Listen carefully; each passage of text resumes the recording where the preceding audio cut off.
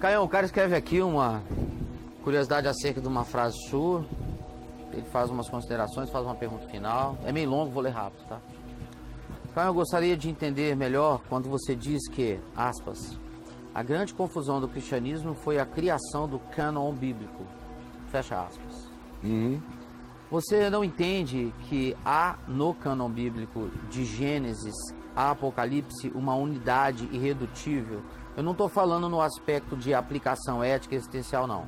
De algumas coisas do Antigo e do Novo Testamento, pois só Jesus é o único modelo e referencial absoluto nesse sentido. Mas eu quero dizer, no sentido histórico, profético, concernente à história da salvação, claro da aliança de Deus com a humanidade. Eu estou pregando isso, eu prego no Velho Testamento, eu cito profecias do Velho Testamento, eu faço isso tudo. Mais do que a maioria faz. Junto os pedaços. Isso é ter Jesus como chave hermenêutica para ler o Velho Testamento. Tá narrando, é reconhecer esse lhame. Sim. Esse vínculo, é por esse fio que você sai da caverna do Centauro, lá em Creta.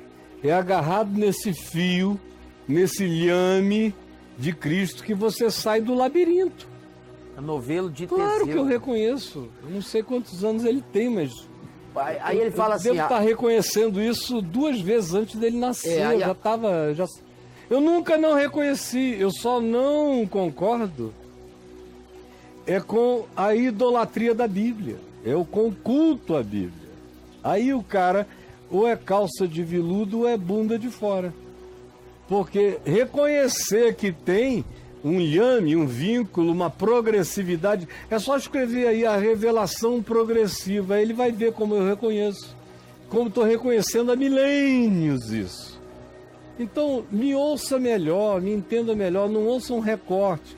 Ou uma coisa, ele deve ter tirado isso ou de um podcast meu lá na PUC ou da minha conversa com o Pondé, que era en passant. E aí, todos os milênios de coisas que eu falei e falo a respeito ficam reduzidos a um recorte. Aí tenho eu que explicar para ele o que é tão óbvio quanto esse copo d'água na minha mão.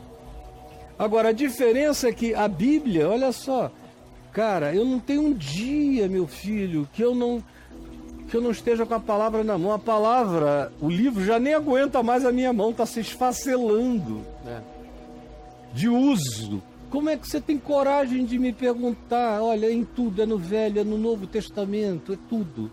Agora, é não ter me ouvido, é não ter me entendido, mesmo, para fazer uma pergunta dessa. É cair num reducionismo, só se ele chegou ontem aqui. Ou só se ele está fazendo uma pergunta para eu dar uma resposta que atenda a uma necessidade dos amigos dele ou de gente que ele conheça. Não, o Caio não é assim como ele está me descrevendo aí, sendo que todo mundo que me conhece nem tem essa questão. Sim. Mas e aí? Aí ele fala assim, nesse sentido, Caio, você não entende que o cânon bíblico foi um projeto humano, fruto de um plano divino para o conhecimento da igreja como realidade histórica e visível no mundo? Não chego a isso, não. Foi um cânon que ajudou, que ajuda, e que gente muito interessante achou que não devia ser do jeito que é.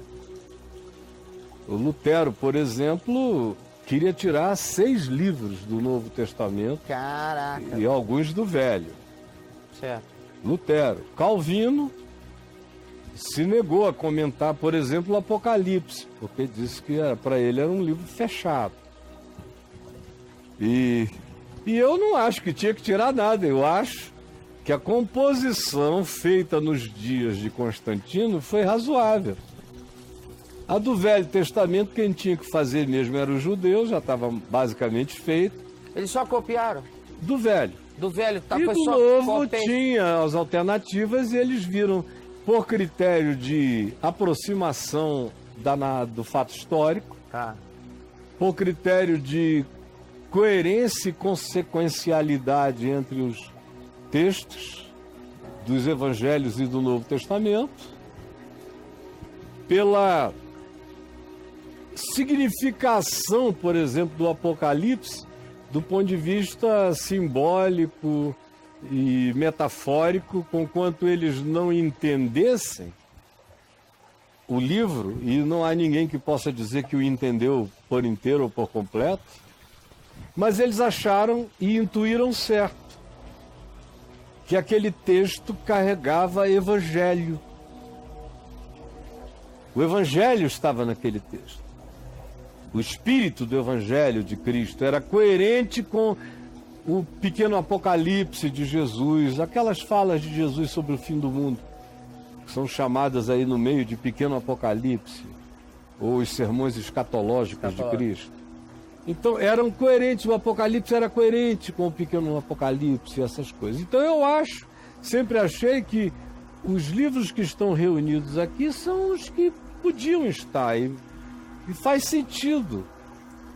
O livro de Enoque, que vários dos autores do Novo Testamento se basearam nele para escreverem muitas coisas que escreveram, e tem influência dele aqui no que Jesus diz, no que Paulo diz, no que Pedro diz, no que Judas diz. É muita influência. Judas o cita literalmente, como disse Enoque, o sétimo depois de Adão. Embora o livro não fosse de Enoque, o sétimo depois de Adão, foi uma pseudoepígrafe, como era comum acontecer 200, 300 anos antes de Jesus. Era normal que os textos que fossem escritos fossem atribuídos a figuras eminentes do passado para dar validação histórica ao texto, mas todo mundo sabia que era só um pseudoepígrafe. Eu não acho que o livro de Enoque deva estar nesse cânon, eu acho que está de bom tamanho.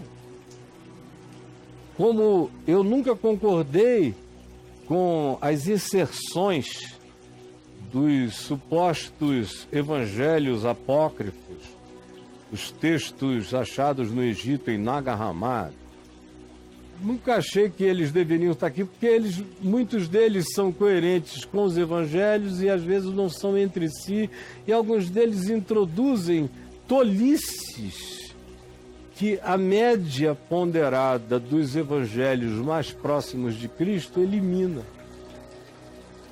Então, para mim está de bom tamanho. Agora, uma coisa é dizer isso, é tratar a Bíblia com essa consciência e lê-la como eu a leio, e aprender e ter sustos de alegria. Por quê? Porque eu leio o livro tendo Jesus como minha chave hermenêutica. E aí tem muitas outras coisas que eu olho e digo, interessante como o ser humano era primitivo. Porque até Deus, para falar com ele, teve que ser tosco, para começar a educar esse cara, até ele chegar, quem sabe, um dia à estatura do varão perfeito em Cristo Jesus. Varão perfeito não é Moisés, nem Davi, nem os profetas, nem nada. Foram homens santos que falaram da parte de Deus, movidos pelo Espírito Santo. Ele não estava aqui ontem, quando eu falei exatamente isso sobre inspiração, revelação, todas essas coisas, usando o Velho e o Novo Testamento. Então não, meu filhinho, eu reconheço tudo isso, a vida inteira vou morrer reconhecendo. Agora, culto à Bíblia não, o que tem no meio da religião é culto à Bíblia.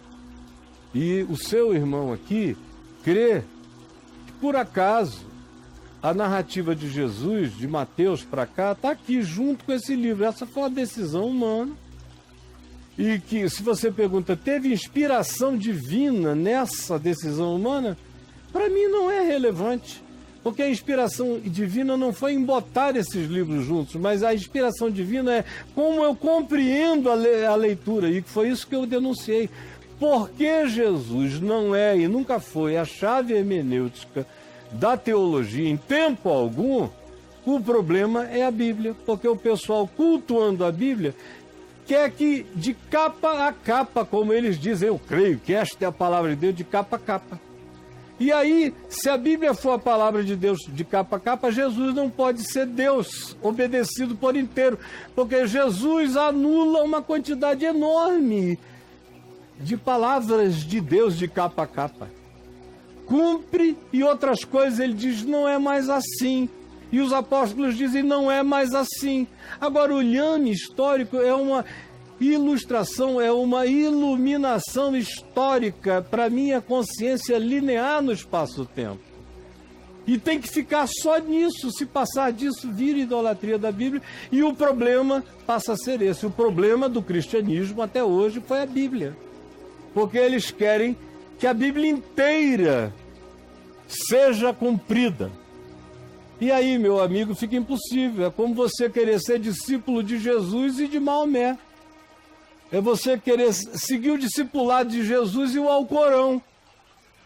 É como querer ser discípulo de Jesus e também de tudo mais que foi e está aqui nesse livro. É impossível. E o pior de tudo é que a maioria escolhe só as piores e mais vingativas realidades desse livro para praticar. Ao invés de procurarem o evangelho na história toda, no lhame todo, no vínculo todo, e reterem o que é bom. Segundo Jesus, o que é bom no Velho Testamento é o que glorifica a Cristo ou o que é coerente com o Espírito de Cristo. O mais é história da ação de Deus entre os homens, entre as nações antigas, assim como a gente pode ter uma narrativa hoje do que Deus está fazendo nas nações contemporâneas, ou acabou lá atrás. Deus não está fazendo nada hoje na Etiópia. Deus está parado. Em Israel, na Pérsia, que é o Irã, na Mesopotâmia, do Iraque. Não está fazendo nada na China, nos Estados Unidos da América. Quando eu digo Deus fazendo, pode ser o Espírito de Deus até julgando, trazendo a loucura dos povos à tona. Para mim, continua tudo no prazo de validade. O Velho Testamento, para mim, é igual à história contemporânea. Cheio de mortes, de loucuras, de gente de quem a gente não esperava nada, que de repente surpreende o mundo, de salvamentos e também de perdições. A história universal continua a ser um Velho Testamento, que não está sendo escrito por gente piedosa. Se estivesse sendo escrito por gente piedosa, se diria, nos dias em que se levantou Trump sobre a terra, estava o povo de Deus entregue aos ódios, aos supremacismos, às raivas, tinham perdido a esperança na eternidade, o culto ao Senhor tinha virado apenas um clamor por prosperidade, isto, aquilo, mas eis que no silêncio, ou no meio daquela gritaria ensurdecedora de loucuras, o Senhor levantou algumas pessoas que não foram entendidas, que não foram compreendidas, isso, aquilo, mas profetizaram e disseram. Aí, no meio desse mundo todo, o que está sendo dito, segundo o Evangelho, era uma profecia, é uma profecia, todo dia tem profecia de Deus para o Velho Testamento. O mundo é um Velho Testamento. Olho por olho, dente por dente, vingança, essas são as categorias do mundo. Agora, é não ter me entendido mesmo, meu filhinho querido. E ele é uma pessoa jovem ainda, ou já é uma pessoa Caio, vou de pesquisar mais aqui, idade? deixa eu tentar achar. Porque você deve ter me encontrado há pouco tempo, ouviu um recorte ou dois, ou ouviu de maneira muito pré-selecionada, e não está entendendo. Tendo ouvidos, não está me ouvindo. Tendo olhos, não está me vendo. Como a maioria de vocês. Vocês ficam com recortes, frases e pedaços e omitem um todo enormemente, sinceramente, todo elaboradamente intrincado. É uma rede coerente, não tem nada fora, é uma arquitetura viva, em movimento, crescendo. Cristo é a pedra de esquina. E a palavra dele continua viva hoje, se atualizando todo dia. Como é que eu sei que ela é a palavra dele? Se ela está de acordo com a pedra de esquina. De modo que no Velho Testamento para trás, tudo que está de acordo com essa pedra de esquina é contemporâneo. E o que venha hoje no presente tem que estar de acordo com essa pedra de esquina. Então, é palavra de Deus pertinente ao tempo e à hora, é profecia. Meu filho, esta é a realidade. O que passar disso é equívoco escolhido, mas não tem nada a ver comigo. 30 anos. Pois é muito... Vai, pesquisa. Ó, quando eu comecei a escrever esse meu site, eu já era ministerialmente idoso. Eu achava que a maior parte das obras da minha vida já estavam para trás. Eu comecei muito cedo e fiz demais. Então, quando eu comecei esse site, com quase 50 anos de idade, isso foi há 20 anos atrás. 20 anos atrás. Tem 20 anos de textos e 20 anos de vídeos. Dá para o cara, pegando um recorte meu, achar que sabe o que eu penso? Eu dou trabalho para o sujeito me entender nas filigranas acadêmicas. Porque eu estou todo dia aqui evangelizando o evangelho do reino de Deus para todos. De vez em quando eu falo uma coisa que tangencia naquilo que angustia o mundo acadêmico. Aí se o cara fica só no recorte e não leu todo do que eu tenho dito, ele vai me interpretar por um mosquito e não pelo camelo da revelação. Entendi. É uma redução Ele vai coar o terrível. Não vai tratar a coisa com objetividade, não vai poder honestamente dizer: o Caio pensa assim. Se esse é o seu interesse, está faltando muito chão para você me entender e me compreender. Tá bom? Beijo.